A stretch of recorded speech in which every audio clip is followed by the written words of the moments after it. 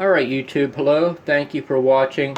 I bought some of these things here, these peroxide test strips. They're supposed to test 2 to 10% range of hydrogen peroxide. I don't know how to, or should I say I haven't done a titration on hydrogen peroxide. I have a pretty good idea how to do it. I just don't have the stuff to try one yet. But I just wanted to see what these test strips were all about and see if they have any real viable use in the chemistry world.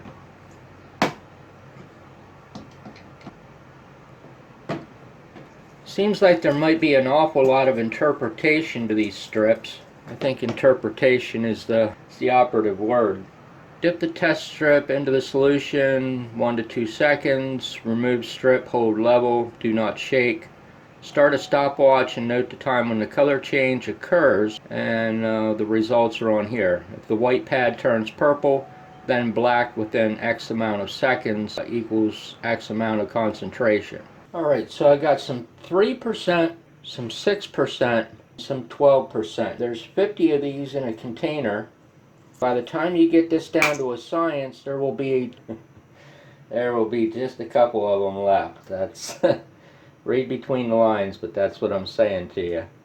So here we go again. 3% peroxide. Now the time range on this is supposed to be, which you probably shouldn't know beforehand because that kind of indirectly may affect your results if you're able to understand what I mean by that. You shouldn't know what the result's supposed to be while you're taking it because that's kind of like the old double-blind study theory that's full of holes.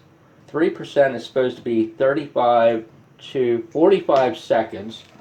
They don't turn black like it says they're supposed to, because apparently their perception of black is not in fact black. 1001, 1002.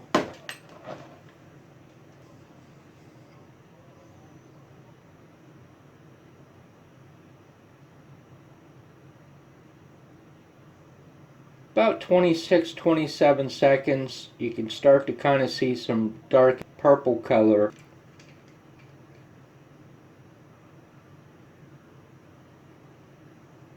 But it's definitely not black. So that's kind of over range of the test right there, because actually it should have stopped by now for 3%. Maybe what they need to say is when it turns a very dark purplish color. Try it one more time, since that one there ran over.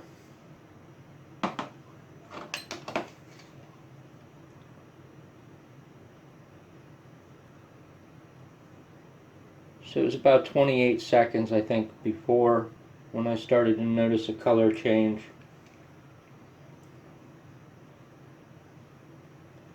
Yep, about 22, 23.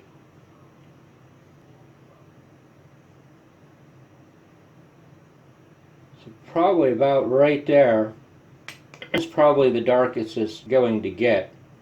So 47 seconds for 3%. So that's pretty believable. So anyway, there we go, 3%.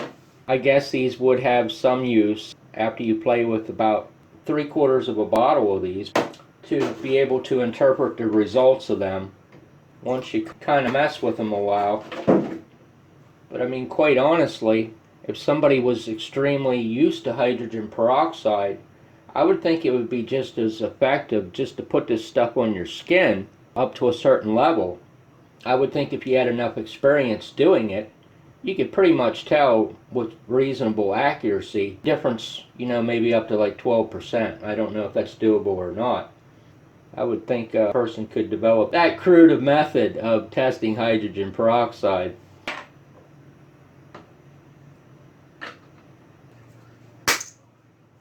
So the closest thing would be 5% concentration, 14 to 18 seconds, and this here should be stronger.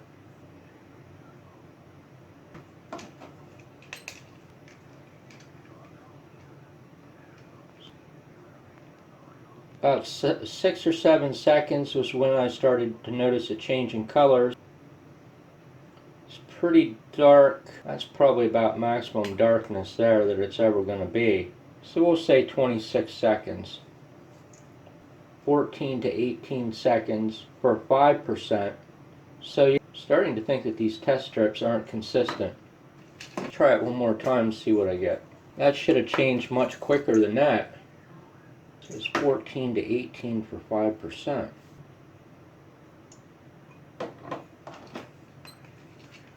See what we get this time. Starts changing pretty much right away.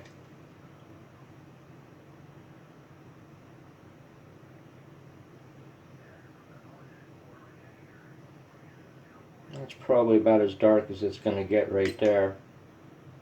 So about 20 seconds. So not sure about that. This is definitely 6% here, but according to these test strips, it's not really 6%. So we'll try a bit of 12. Highest these will go is supposed to be 10% in 3 to 6 seconds. Color change was pretty much instantaneous, and I mean, it's definitely the darkest it's going to be within probably 10 seconds or less. So is that kind of believable? Not really. You know, 10% takes 3 to 6 seconds, 12% shouldn't take 10 seconds. So I mean, there's a lot of interpretation to these. I mean, there really is. Definitely no substitute for a titration. You know, I can tell you that, being a total moron that I am. I will learn to do this a better way, but I was just kind of curious if I could find a use for these, just in the interest of science. I mean, actually, none of them damn test strips down there look black to me. Beats the hell out of me. So anyway, there you have it. But hey, anyway, thank you very much for watching my video today, and I do appreciate it so much. You take care and have a great day. That's really the most useful piece of information I can give you out of this.